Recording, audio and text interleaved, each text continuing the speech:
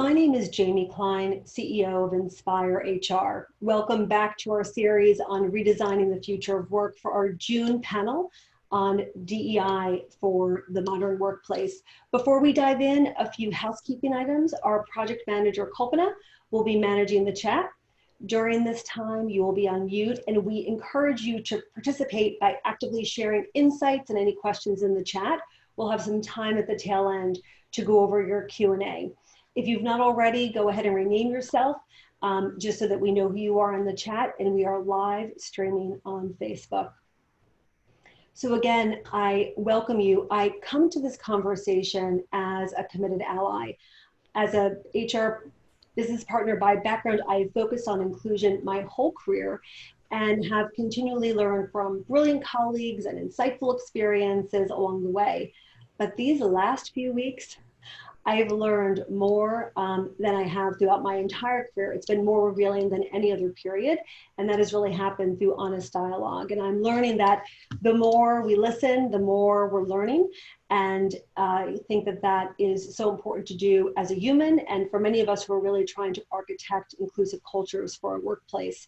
And I know I'm not alone in this. I've spoken with countless HR and business leaders who find themselves more committed than ever to create inclusive cultures, to advance racial equality in the workplace, but they're unsure exactly how to proceed. So this is why we're creating this space for June for open and maybe even sometimes a little uncomfortable conversations so we can learn from each other and just keep on learning. We will not have all the answers today, and that's because this is long work. We are focused on lasting change, not just change for this moment in June 2020. So with that, I'm honored to welcome three of Inspire's DEI experts who each have valuable professional experience as well as lived experience to share. Diane Ashley, who's the former Chief Diversity Officer at the Federal Bank of New York and former SVP of Supplier Diversity at Citigroup. Diane is a trailblazing pioneer in this space, and I learn from her every time we talk. Brian McComak, a former global head of former global head of inclusion at Tapestry. Tapestry is the home for Coach Kate Spade and Stuart Weitzman. He's also led a variety of HR roles at Disney, Christie's, and so he's really woven inclusion into a variety of roles throughout his career.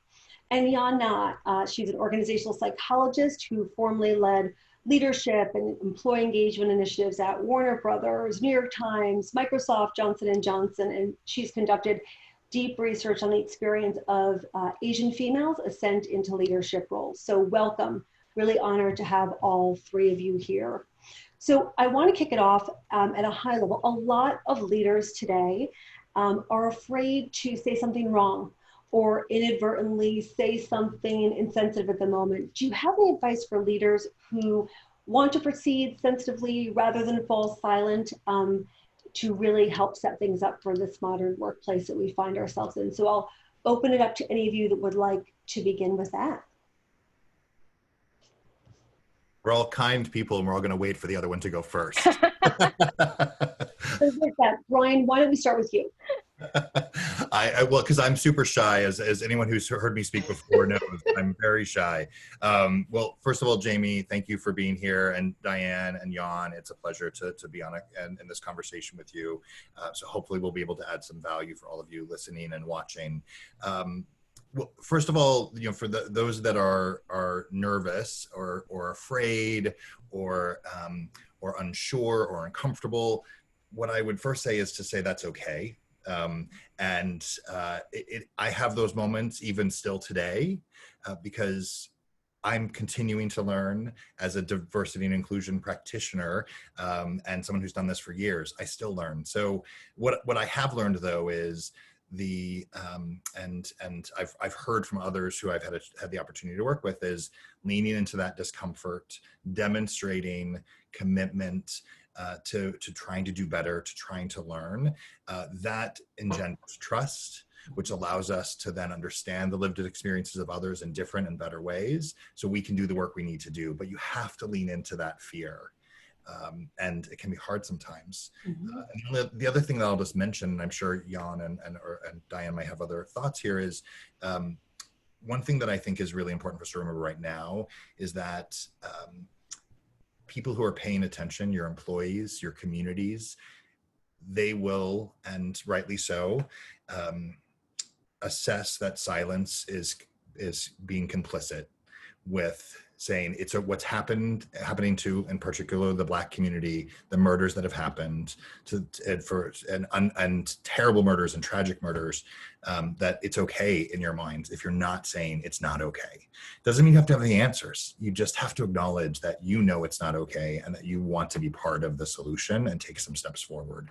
And that can be hard to hear, but I think that it just is we've upped the ante, and I think it's important for leaders to really lean into that. I think that's an excellent point, that when you are silent, it is read as being complicit. Jan, thoughts from you?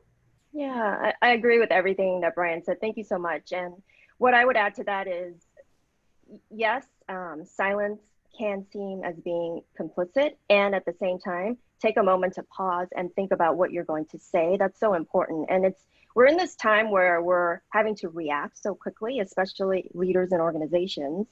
And with social media and the immediacy of getting information out there so quickly, your message can become muddled or confusing or not effective. So don't jump on the bandwagon for the sake of jumping on the bandwagon. It's really important to think about what is the message that you're saying and what is the ramification and the ripple effect of that message. Because we all know that just given all the research we've done so far about organizations and the messages that they've put out recently and the backlash that's happened because the message was not thought out clearly. So take a moment to pause and reflect on you as a leader, what you're wanting to convey to not only your organization, but also social media and the world, really, at this point, right? It's not just your environment, your immediate environment. I love it. I've said to many leaders in the last 25 days, I know you're type A and I know you're inclined, but the most urgent thing to do is sit so still and not say anything and just sit with that discomfort and listen. And here's 27 movies and podcasts and TED Talks that we can send you to just sit with it and do and just begin the journey of the learning. Diane, thoughts from you? Yeah, I certainly, first of all, Jamie, thank you for the opportunity, and certainly hello to both of my esteemed colleagues. I would say, in line with what Brian and Yon Na are saying, I agree with 100%. And I think the challenge with the type A personality is to not only want to jump in with a solution, but I think part of the challenge is you want to jump in with a solution and you haven't really taken the time to listen to the individuals that are in your organization. I agree 100% that this is not the time to be silent. People will definitely read that as not complying. They will read it as you are either not only conflicted, but maybe you disagree with what's going on right now. That's even worse. So I would say, yes, not only do you have to lean into the uncomfortable conversations, I would almost argue in some cases to have maybe a professional person in the room with the conversations, because the other dynamic that we have to be mindful of is with people sharing confidential, highly emotional situations, for particularly your junior staffers, there's a fear that this may be used against me in the future. And so you have to really create not only a safe space, but I think it may be helpful to have a neutral person, neutral third party in the room who can interpret, clarify, affirm that, what we're talking about right now is not going to be held against you at some point in the future. So yeah, I agree with everything that we're saying. This is absolutely not the time to be quiet. And I'll share one quick story. During the financial crisis of 2008, 9, and 10, there was a time where, there was an issue with, I had just been brought to the bank in 2007, and the question was, the Federal Reserve is working 24/7 at this point. The stock market's going down 700 points a day. Do we continue to allocate budget, and do we continue to allocate attention to the whole diversity and inclusion issue? And I'm bringing it to bear today because I think we're kind of, again, in one of those crucible periods.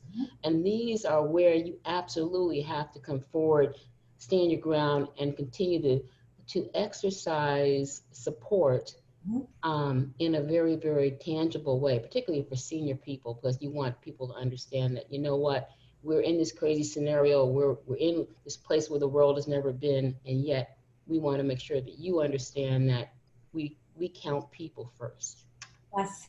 And going back to, I love what you said about just creating a space where there can also be clarification of what is impact versus intent, because I think there are a lot of people who are trying out new vocabularies and new dialogues, and it can get a little messy. And I think that it's only through this messiness that the authenticity will come through, but just to clarify intent. So I'm curious, during this time, are there any companies that you really think of as champions for DEI? As we discussed, the true champions were at this work long before all of the racial inequality in our country really came to the surface, and they will be doing that work for days to come. But I'm curious, which companies really stand out in your mind? I'm happy to jump in first again. Well, and the one thing I just wanted to do before I answer that question is just to connect, because I could almost see that someone who's listening right now, I'm sure there are lots of smart people out there, they're like, Brian and Yon and Diane both said, listen and talk. And so and what I wanted to just connect the dots there is what I think, I love what Diane said around having someone in the room who's a professional. It's okay to ask for help. I think that's key. And that person can help guide you on the approach. And I think really what Jan was offering there is also like the getting involved in saying something can actually be asking questions, saying, hey, like something feels bad here and I need to do something. I need to understand better. So action doesn't necessarily have to mean problem solving, as my colleague said. So I just wanted to connect those dots because I don't want anyone to leave like, I don't know which way to go. I'm now sort of stuck between these two ends of the spectrum. You know, from a company perspective, I would love to first acknowledge the company that I had the fortune to work for as Tapestry, and particularly the Coach brand. Well, and I should acknowledge Kate Spade as well. Kate Spade, they have done great work for women over the years. Coach has been really leaning into people of color and the LGBTQ plus community. So there's really some, they've done some great work, and they actually Coach just released their Pride videos, which are powerful and elevate not only people of color, but LGBTQ plus people of color. I thought that was really amazing. The other two companies that come to mind for me are Target, and then I'm going to steal one from Diane in our prep conversation, is PwC, who started the CEO Action for Inclusion and Diversity. It's really a great group, and I love that PwC has really put their money where their mouth is and said, we're going to spend money to make the world a better place. That's really phenomenal. Yes, Jan, ideas from you. So one of my former employers, Johnson & Johnson, and so what they've done in the past is connect the employee who's from a different background with a manager who's primarily white. And there's a program, and I'm not sure if it's still running anymore, but they created a program where it was called Crossing the Finish Line, and it was the manager and the employee who's from a different background going through this program together to not only understand different perspectives, but how do you connect and how do you become a partner on this journey in terms of your career and your development. And what's phenomenal about that is, it's really looking at the people side. It's like at the end of the day, we're all people, human beings with different backgrounds, and that's what they try to connect. So that's I think that's a really reputable program, as well as the company itself. Everything is about inclusion. They come from an inclusion standpoint, and the CEO is fully on board with the message of inclusion. So that's really key. And the other company that I know of is Bank of America, where they hold these real talk sessions with their executives who seemingly on the surface look like they're not quote diverse. However, they may have very diverse backgrounds that you don't see from the surface level, right? So again, it's about the connection between one person and another person, and watching it as an attendee, seeing the executive talk about these experiences that were it was never brought to the surface, and doing it in this informal fireside chat format is very powerful as well. Right. And was it Bank of America who just donated, was it $1 billion to focus on issues of inequity, which is, I think, just, and is so impressive. And other organizations who have done other amounts are doing what they can. I think it's just really about doing what you can at this time. And I guess that was their budget. Diane, thoughts from you on kind of players in the DEI space that stand out? Well, in our prep conversation yesterday, we did raise a number of organizations. And I mean, for those of us who work in the diversity and inclusion field, that we have all kinds of indexes that come up every year. There's the Diversity Inc. top 50 of organizations that are doing, notable things in terms of trying to advance D&I or DEI now across the board. I thought of Accenture. They've done a great job in terms of looking at programs for women, looking at programs for people of color. JP Morgan Chase certainly needs to be highlighted because Jamie Dimon has actually kind of been out there as one of the leaders in the financial service area in terms of creating the Advancing Black Leaders program, which was to promote and increase the number of Black MDs and the strengthening the Pathways program for minority businesses. I would say also Cisco in California, Cisco and Intel, because they have actually tried to create some opportunity for people in the technology space, which is an area that has really had a significant need to add diversity. There are also a number of organizations, and in our small group, we can't list them all, but there are a number of very, very good organizations that are located in the Midwest, or consumer products companies like P&G that are doing things, and they've been doing things for a number of years. I would say the champions of DEI were the champions before the pandemic. And so, we're looking to see, hopefully, as we have this conversation, and we hopefully will inspire those of you who are watching to think about what are going to be the next DEI champions. Absolutely. So speaking of this, the moving forward, it makes me think about this moment in time. And I'm curious how you think our unique circumstances have either helped or hindered DEI at this time. I mean, it is a mashup of pandemic, unemployment, remote work, long overdue focus in kind of this moment in time on racial inequality, which feels a little bit scary that it feels so darn similar to the work that happened back in the 60s. And I think for folks who are active in that racial equality work back then, there's some pain in the fact that we're here again, but we are here again. And so I'm just curious about this moment in time. Do you think it's kind of helped or hindered DEI? Yeah, it's an interesting question. I would say, I think it's done a little bit of both. Wildly helpful, obviously. And it's unfortunate that, as you said earlier, that we had to come through a series of what I would call a perfect storm of a COVID-19 pandemic with an overlay of 40 million people out of work, and add on top of that the racial injustice and the white privilege being exercised, and all in a pretty compressed period of time. And that's kind of what I think been the driver or the tipping point that has kind of created this unusual, frankly, space of opportunity. And so in a way, that's a good thing in terms of DEI. I mean, for those of us who've been in the field for a while, I will say candidly that I really believe that diversity and inclusion was starting to fall off a little bit the radar vis-a-vis priorities for organizations. So this has kind of put it back in the forefront. So that is clearly a good thing.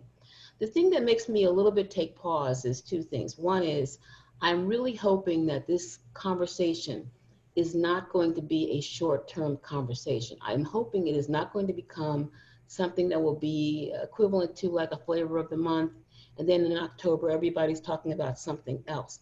I'm hoping that we can really put legs on this, excuse me, and it becomes a movement that will have sustainability. So, these conversations, Jamie, are great because we need to really continue to educate people to want to continue to move forward, and it's not going to be an overnight, process. The other thing that I think is a little bit not concerning yet, but something to be aware of, you don't want the Black Lives Matter conversation to really become so predominant that we have people in other groups saying that, oh, well, you're not thinking about us anymore, or we're not as important. We don't want that to be the case at all, because at the end of the day, I said to someone the other day, when the Black Lives Matter movement began, when that started, I said that they made one, I think, tactical error in branding it. And that was, I think it would have been a whole lot less stressful, less conflictual to have said Black Lives Matter too. Black Lives Matter also. Because I think what had happened is it created kind of an exclusionary equation. You were either all or nothing. I don't want that to be the outcome of this as well. I want this to really be a way that will become an impetus that will allow people to think more broadly and why we all need to be in this together, as we are kind of saying right now. Sing it. Oh, I love that. I love that. Every life matters. And it is, I've also spoken to leaders who are nervous to enter that conversation, right? To not send at all the wrong message. Brian, any thoughts from you?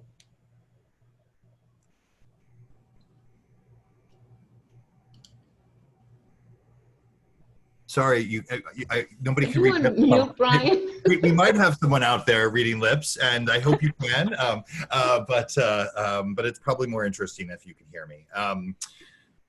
Few things. Well, one, I just want to. I think the branding question that Diane just raised, I think is really interesting. So I'm going to have to percolate on that one some more. You know, as a white person, though, I want to acknowledge that, you know, the importance of elevating the conversation around Black Lives Matter feels very important to me, and understanding that the oppression of the Black community is different than other marginalized communities.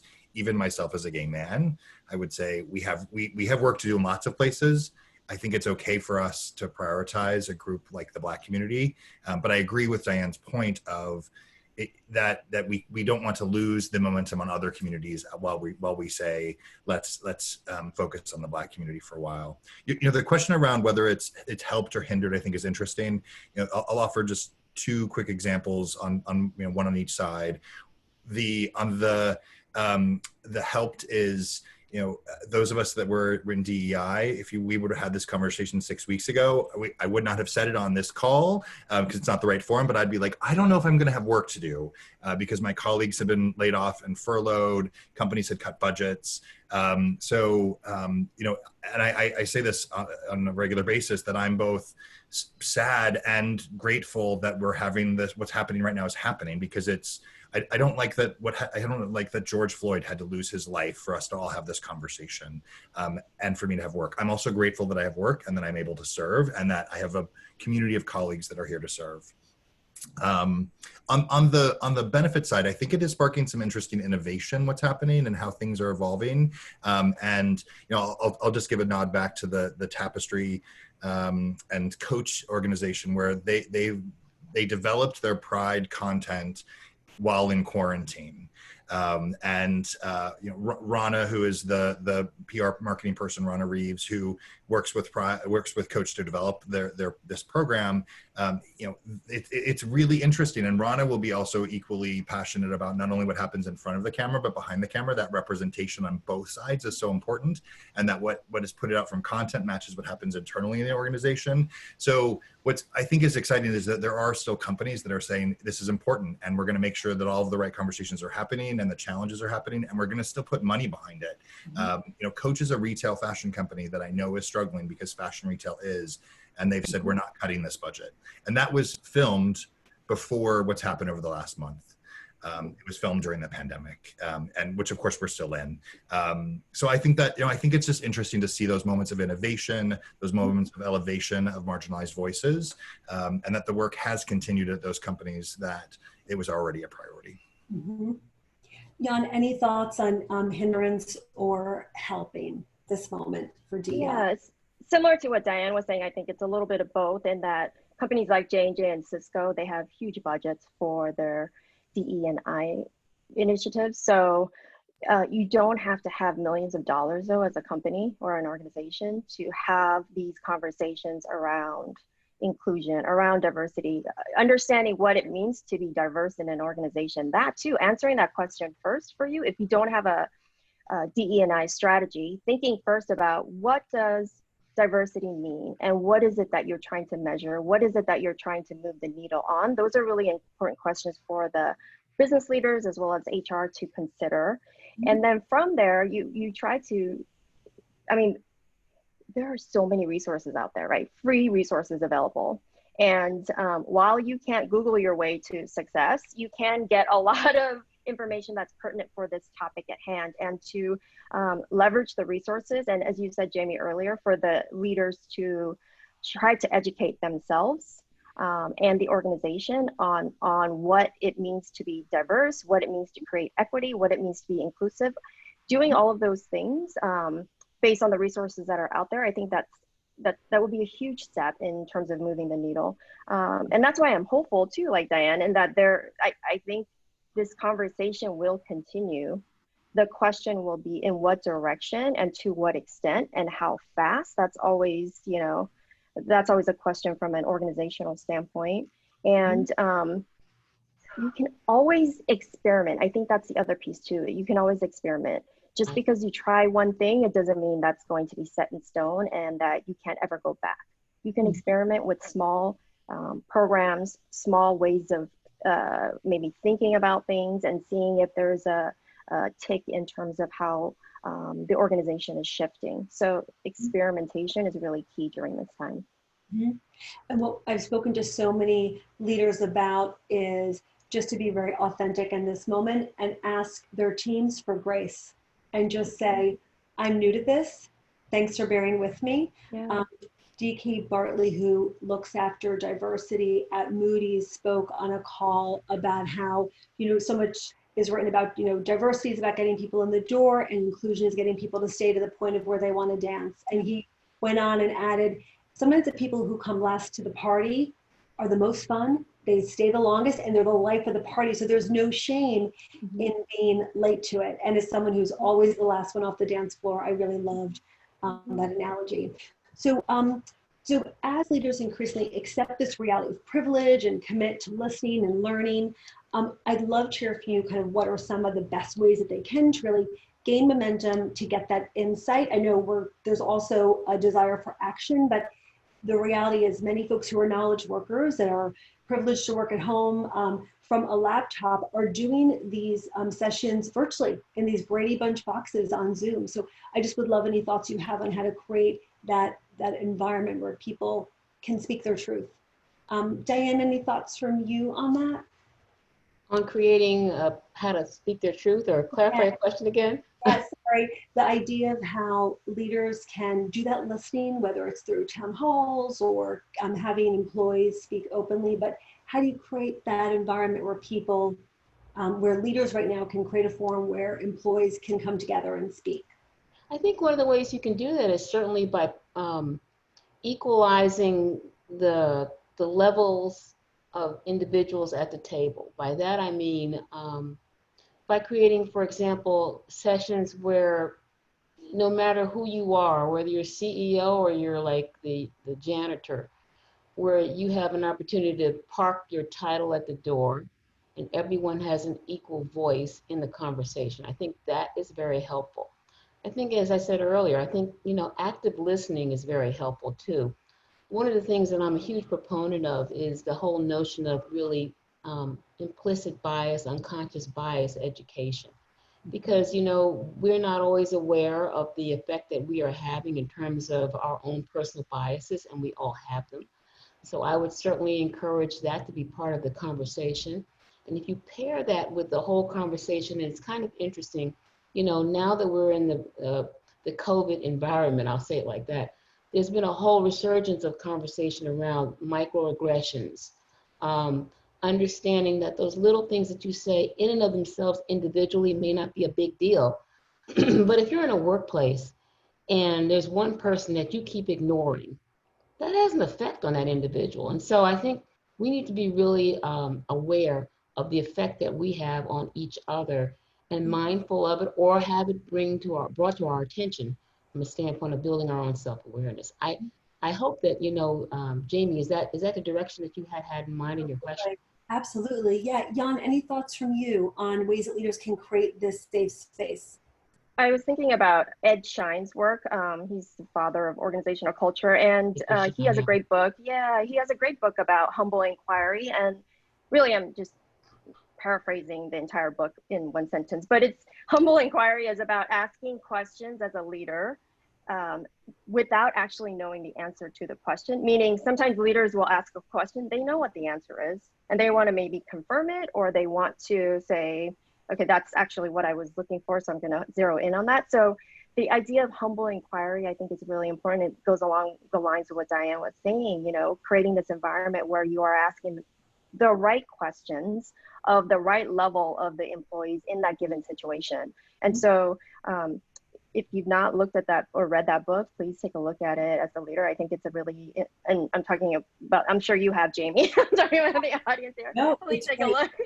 I think that as leaders, we often feel that we don't want to be out of our depth, and we want to, we don't like thinking on our feet on the big stage, on the town hall forum. But I think emotionally, everyone's square in these boxes that are pretty much the same size has been very freeing. And, you know, janitorial staff or CEO, all you get is that one little box. And I think it has created some honest dialogue. When I think about DEI in the modern workplace, we are seeing state by state people moving back to being in person in the office. And I just so wonder what it'll be like when we return, because some of these authentic conversations have happened from home offices where people are very much in home environments. Your attire is more casual sometimes. Your wording can even be more casual.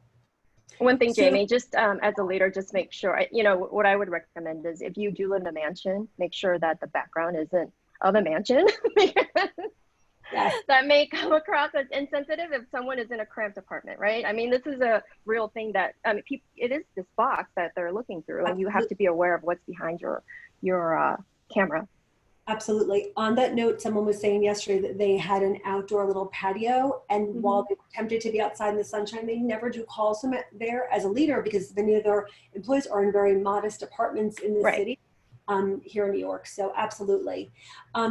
So June is historically Pride Month, and it's usually a time to really celebrate and advocate for LGBTQ plus community. Obviously this year was different, and there's been this convergence of pride and also the energy pushing for racial equality, and it's just the intersectionality of all of it. And Brian, I'd love if you had thoughts on kind of how you think that intersectionality has played out for this particular June, and kind of what it means for the future of the way that we look at DEI in the workplace.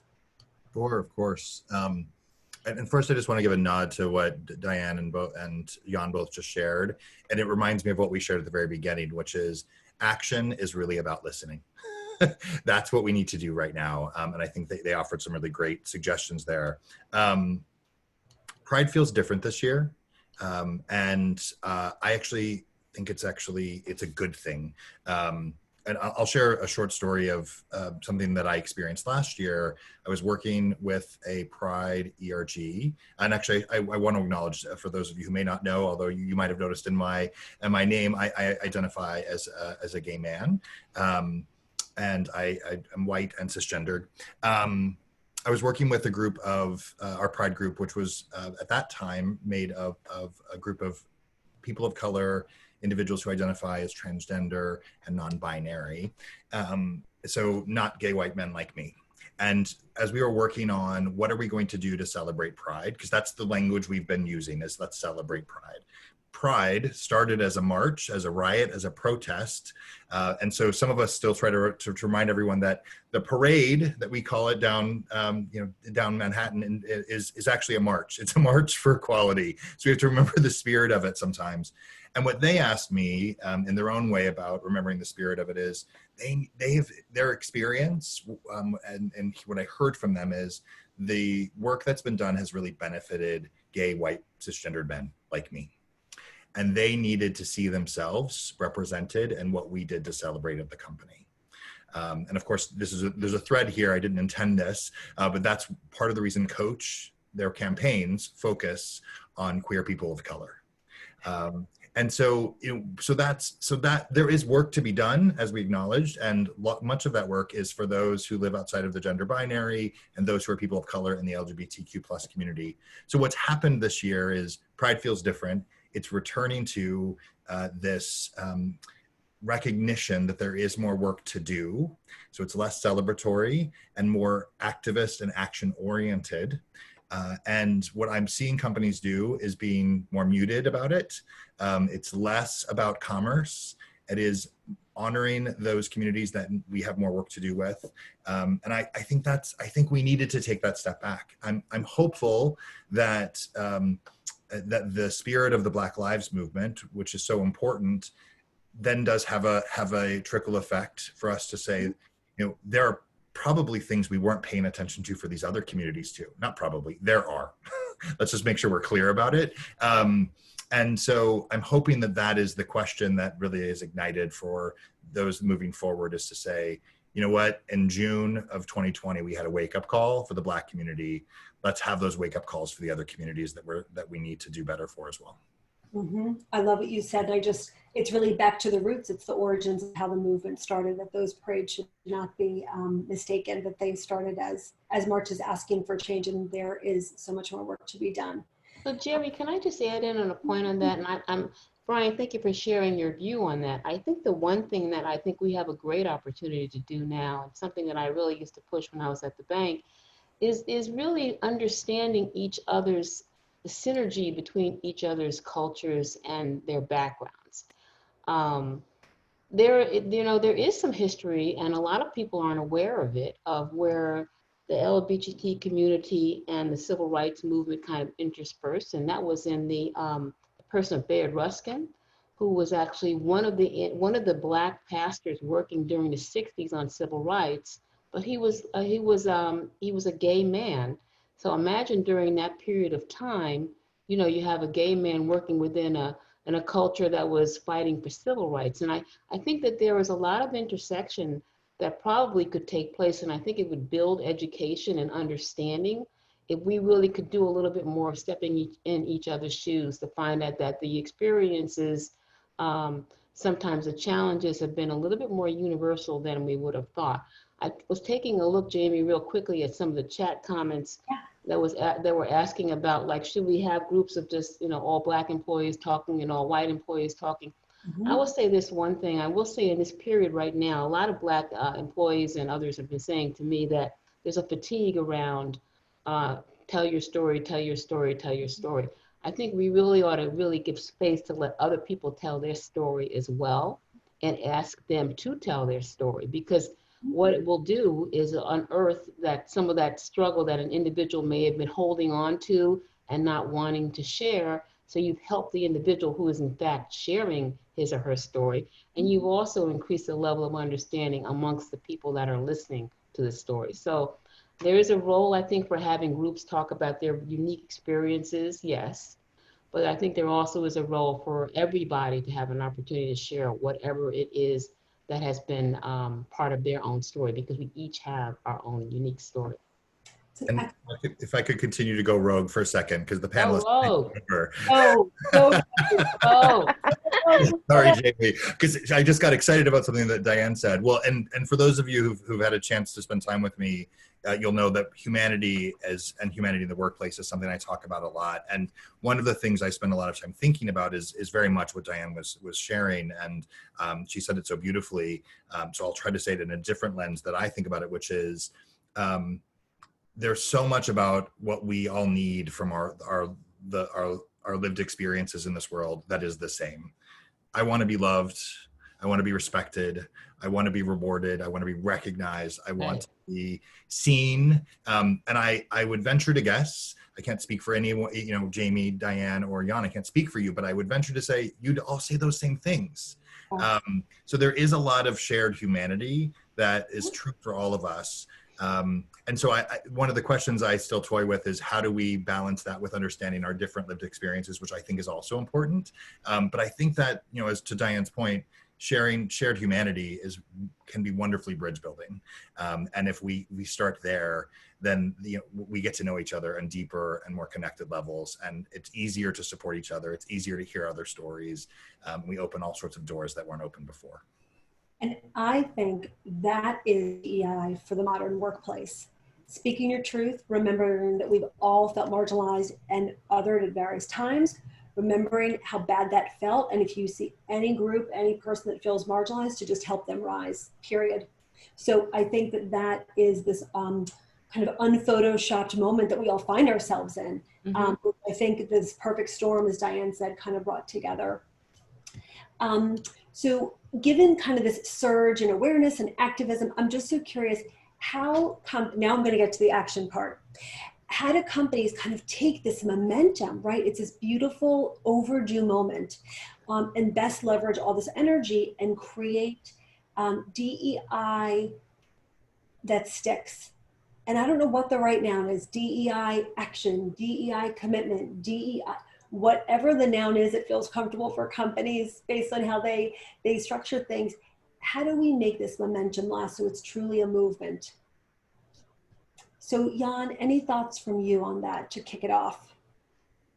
I mean, I know you've probably heard about the word systemic a lot as it relates to systemic racism these days and before. But the word systemic, you know, when you think about an organization, it is a system. And when you're trying to enact change in an organization, you have to think about it from a systemic standpoint.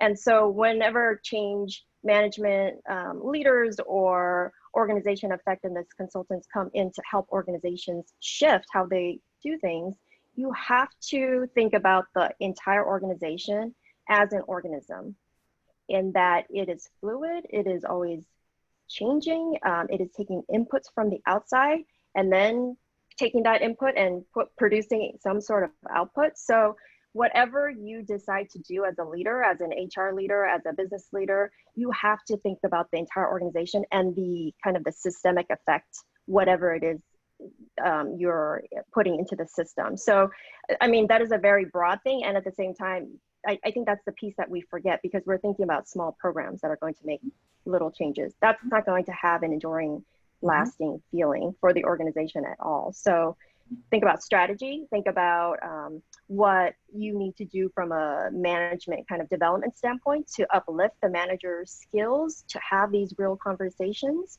And then also, before you do all of that, you have to think about what the organization needs. So data collection is really important. I always go with, look at what the data is saying, especially from your employees, from your managers, and even for yourself as leaders in the organization. What is the data saying about where you need to go? And what are some of the mechanisms that are going to help you there? The answers are there in the system. You just have to be able to pull it out. And to Diane's point earlier, it may be that you bring in an external party to do this work, because a lot of times when you get into an org assessment kind of situation, employees may not be as open for a variety of reasons. Diane, thoughts from you on keeping the momentum so that this is a movement that has lasting impact? Well, I think you start by remembering and focusing on the fact that at the end of the day, moving this forward is a business issue. It's not a nice to have, it's not a check the box, because your workforce has changed. By 2025, the majority, 75% of your workforce is going to be consistent of millennials and Gen Z. And if that is not what you have at the top of the house right now, then you really got to get up to speed with the fact that, you know, the millennial generation and the Gen Z generations are not going to be led, managed, incentivized the same way. So it's a business challenge. I think the other thing that you have to do is you really have to start to bring other people into the decision-making process. You've got to, all kinds of research supports the fact that diverse groups come up with greater innovation, more options in terms of solutions. They actually can help in terms of dealing with, I would say more often than not, the complex issues. Again, I'm referring back to Professor Scott Page, an economist at the University of Michigan, who wrote a book called The Difference. And it was very, very compelling, because he didn't do it as a DEI professional. He did it as an economist, and pitting two groups paired against a complex problem, one group of all people thinking the same, homogeneous thinking, and one group of with cognitive diversity, so people thinking differently. And the cognitive diversity group, of course, came up with better answers, more innovative answers, et cetera. So I think, you know, we've got to really shake up this kind of status quo thinking that we've got to do some different things. And we've got to not only remember that, we've got to take inclusive thinking and embed it into everything that we do. If you want an inclusive culture, you've got to embed it from the top down. So is it going to be easy? Absolutely not. Is it changing the way we think and some habits? Absolutely. And, you know, I'm very mindful of, you know, I've read like lots of places that according to whatever research you're reading, it takes 30 days sometimes to break a habit. Sometimes it takes 60 days to break a habit. But, you know, we have to really start to pinpoint down these behaviors that have been getting in the way, impeding progress, and to bring them to bear and tell people that they've got to start acting a little bit differently. The one thing that I don't hear quite as much of in the diversity and inclusion conversation, as you would hear it on other business-related issues, is, you know, I've heard the whole discussion about, oh, we can't have goals, we can't have quotas. You can start to set some targets in terms of what you want to kind of get done. And then what we really do not hear much of is what we talk about accountability. Everyone wants to, every letter that I'm reading that's out by CEOs in the press is our company is going to hold everything accountable. What are the consequences for lack of behavior? You've got to also build something in. If you don't make your goals and whatever your work life is, then there are consequences. So we've got to really build in something that's really going to speak to lack of engagement, lack of effort, lack of interest in moving the whole notion of this work forward. So, you know, it's not a happy conversation, but, you know, at the end of the day, it's borne out again from a business perspective, because no one person, I don't care how intelligent you are, is going to be able to solve and see every issue from every perspective. So you really do need more than one person in the room. I love what you were saying about the accountability. I, for years, worked at American Express as a business partner, and I know they, as well as Goldman, they have your compensation linked to how you do with hitting goals, but also leadership. And a huge component of leadership is creating an inclusive culture on your team. And you could see it at the top of the house. The leaders that really rose were those that had a more inclusive eye in terms of attracting, retaining, promoting, developing folks that did not remind them of their fabulous self. And that was so woven in to the DNA of American Express. Brian, any thoughts for you? And then I think we'll go to some questions from the chat. You know, I don't have any thoughts because I'm just, you know, shy and just. How could that ever be? Just kidding. I have a whole collection of thoughts, but in the interest of time, I'll try to keep it quick. I want to give a nod to Target, because I think there's some examples I can highlight there of really thinking about what true examples look like of action-oriented systemic changes. And it's really in the spirit of, I think, you know, what Yon and Diana both covered beautifully already. In the holiday season, Target produced wrapping paper that had Santa Claus in different skin colors, black, brown, white, the whole range, right? And so they broke the mold on what Santa Claus looks like. So they're developing products that meet the needs of the environment of the diverse communities around them.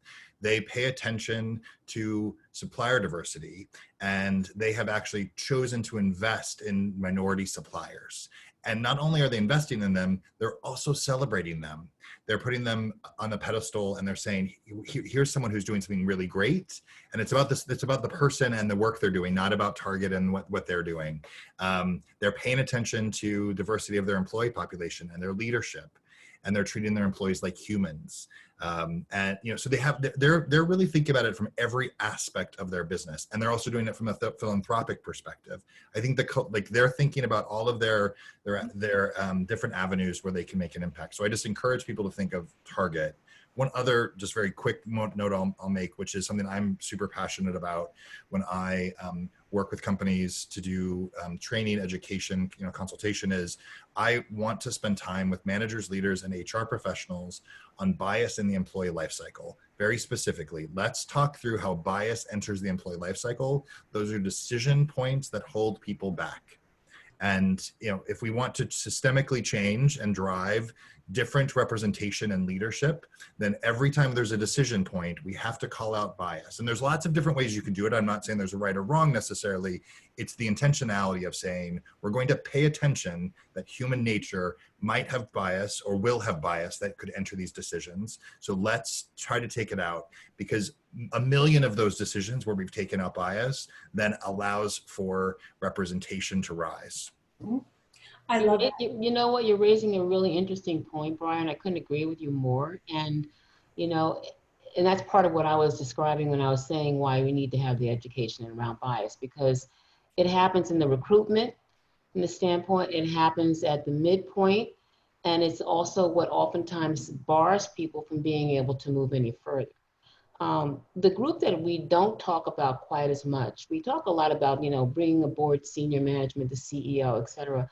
Oftentimes the CEO and the senior management that are right below him or her, they're all in lockstep. They understand each other, they're driving it. But, you know, the group that we really need to also to spend some time focusing on is that mid-level manager. We used to call that the icy middle, because that individual, that group of people are sometimes the blockers that are keeping your junior person from being able to move forward. And part of it can be because the junior, the mid-level person knows that he or she is not going to move any further in their career, so they're kind of parked. Some of it is comprised of individuals who are aspiring to move forward, but the company is not putting the investment to give them the coaching that they need or whatever skill building that they need to get them to the next level. And so they kind of get stuck in this level, and so they become kind of a concrete jungle for the folks that are junior, that are your fast track, you know, young wonderkinds that really want to move forward, but they got stuck with this individual who, and oftentimes people get in that level and they get stuck in their thinking as well, because, you know, I know how to do this. I've done this job for 20 years. I've done this job for 15 years. You can't tell me how to do anything more. I'm never going to be the CEO. So there, I think we've got to kind of address that too and try to make them, again, part of the ally group that we need if we're going to move DEI forward. Love that. Kalpana, I want to give a few minutes to questions that might be in the chat. Sure. So we have a great question from Karen Shalene. If you're part of a small company that does not have the budget to donate lots of money, what are some other creative ways to promote diversity within the organization? Okay, so I'm happy to answer that question because I did not have a multi-million-dollar budget. So that speaks to me. I think, you know, I think what you have to do is you have to get creative. And the part of the way you get creative is you really bring aboard people in your organization. I think, you know, if you don't have a lot of money, for example, to have like a big major world-class speaker series, you get the people that are at the senior levels in your organization and have a panel and have them start talking about the way they grew up. I think people are very fascinated with how did you get to be where you are? So I think that could be one way you could think about it. You could think about doing some community service work where you bring people together in groups whenever we can start to get outside and be together again. I mean, that's a very powerful way to get people understand DEI. Early in my tenure at the bank, one of the things that I wanted to do, because, you know, they'd never had an Office of Diversity and Inclusion before, and I don't know the size of your organization, is, you know, I piled up our people in our Diversity Advisory Council and called up 5 of my colleagues who were CDOs and organizations in the New York, New Jersey area. We took them on a field trip. So they went to go visit J&J, they went to go visit Prudential, they went to visit American Express, and they got to see firsthand, you know, so much of this work to me is exposure. It's one thing to kind of hear it in a book and read it, you know, but it's another thing for your 15 people to walk into the J&J headquarters in New Brunswick and see the creed up on the wall that their employees see every day of their creative values. It's very powerful. So then they can actually ask questions for themselves.